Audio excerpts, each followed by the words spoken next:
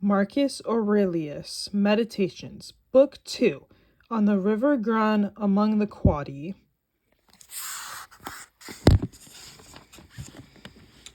When you wake up in the morning, tell yourself, the people I deal with today will be meddling, ungrateful, arrogant, dishonest, jealous, and surly. They are like this because they can't tell good from evil. But I have seen the beauty of good in the ugliness of evil, and have recognized that the wrongdoer has a nature related to my own, not of the same blood or birth, but the same mind, and possessing a share of the divine, and so none of them can hurt me. No one can implement me in ugliness, nor can I feel angry at my relative or hate him. We were born to work together like feet, hands, and eyes, like the two rows of teeth, upper and lower. To obstruct each other is unnatural. To feel anger at someone, to turn your back on him, these are obstructions.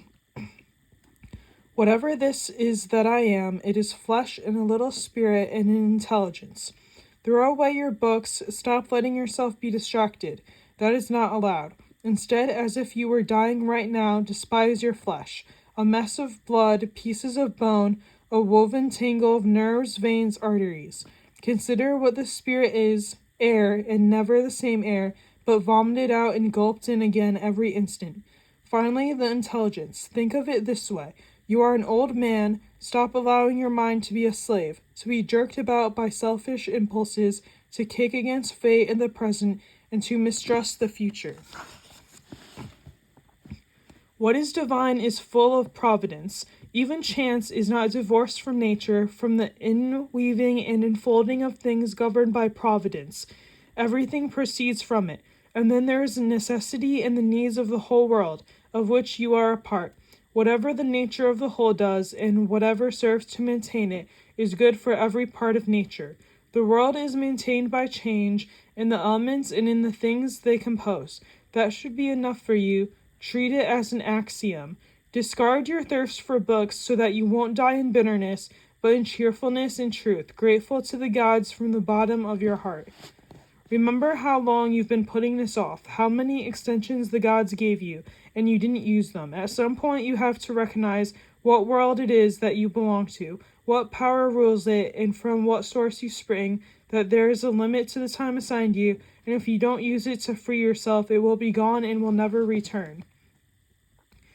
Concentrate every minute like a Roman, like a man, on doing what's in front of you with precise and genuine seriousness, tenderly, willingly, with justice, and on freeing yourself from all other distractions. Yes, you can. If you do everything as if it were the last thing you were doing in your life, and stop being aimless, stop letting your emotions override what your mind tells you, stop being hypocritical, self-centered, irritable. You see how few things you have to do to live a satisfying and reverent life? If you can manage this, that's all even the gods can ask of you. Yes, keep on degrading yourself, soul, but soon your chance at dignity will be gone. Everyone gets one life. Yours is almost used up, and instead of treating yourself with respect, you have entrusted your own happiness to the souls of others. Do external things distract you? Then make time for yourself to learn something worthwhile.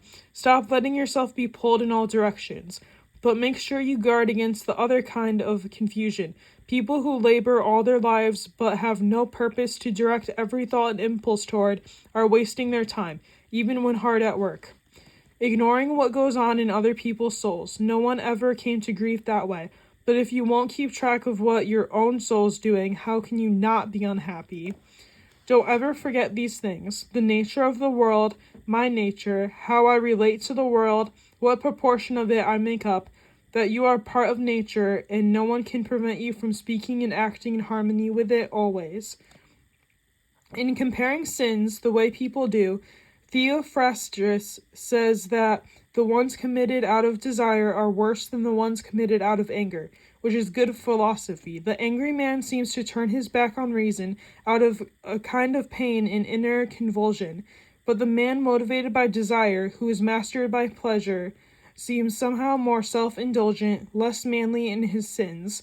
Theophrastus is right, and philosophically sound, to say that the sin committed out of pleasure deserves a harsher rebuke than the one committed out of pain.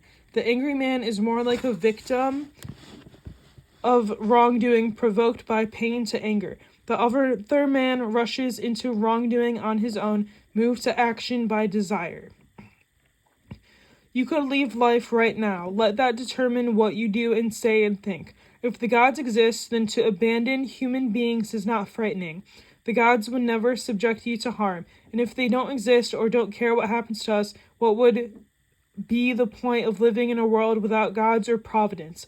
But they do exist. They do care what happens to us, and everything a person needs to avoid real harm they have placed within him. If there were anything harmful on the other side of death, they would have made sure that the ability to avoid it was within you. If it doesn't harm your character, how can it harm your life?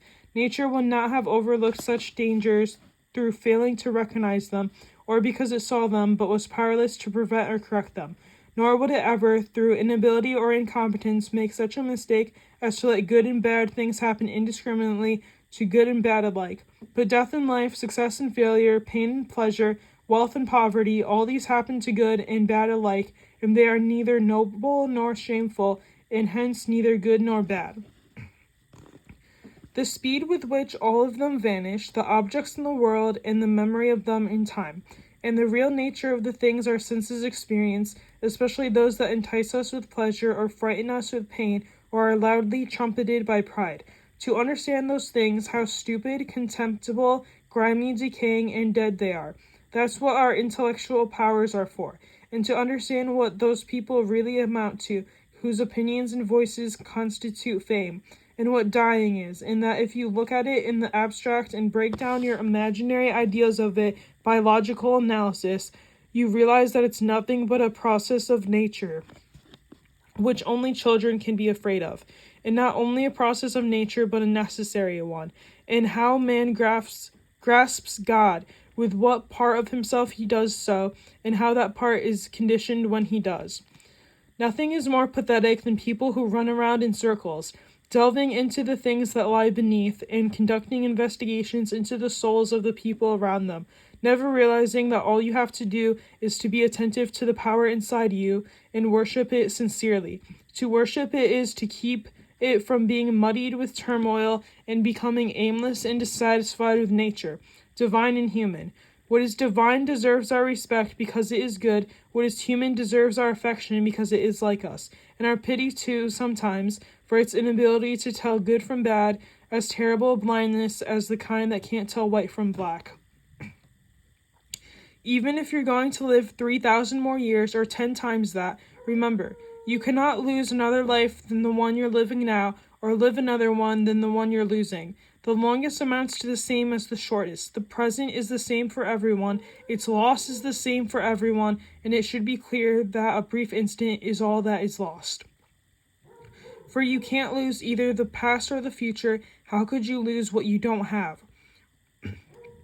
Remember two things.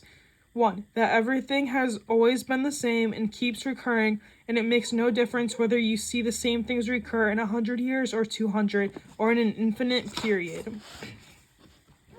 2. That the longest lived and those who will die soonest lose the same thing.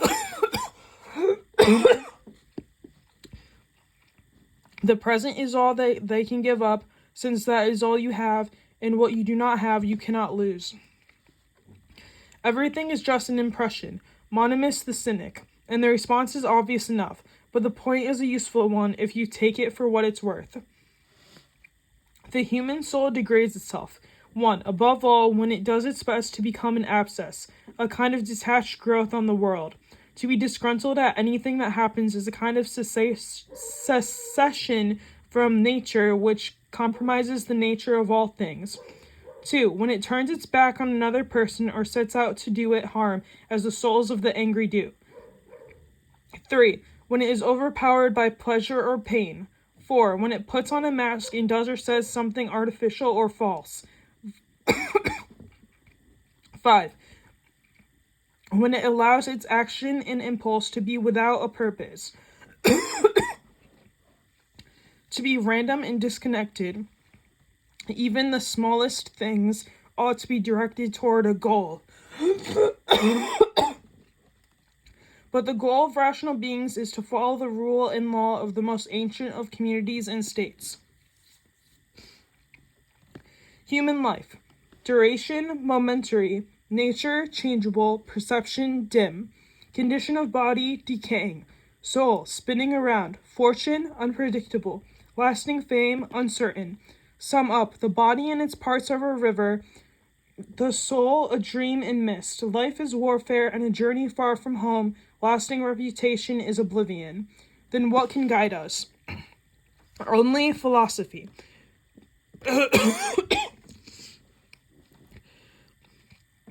Which means making sure that the power within stays safe and free from assault, superior to pleasure and pain, doing nothing randomly or dishonestly and with imposture, not dependent on anyone else's doing something or not doing it, and making sure that it accepts what happens and what it is dealt as coming from the same place it came from, and above all, that it accepts death in a cheerful spirit as nothing but the dissolution of the elements from which each living thing is composed.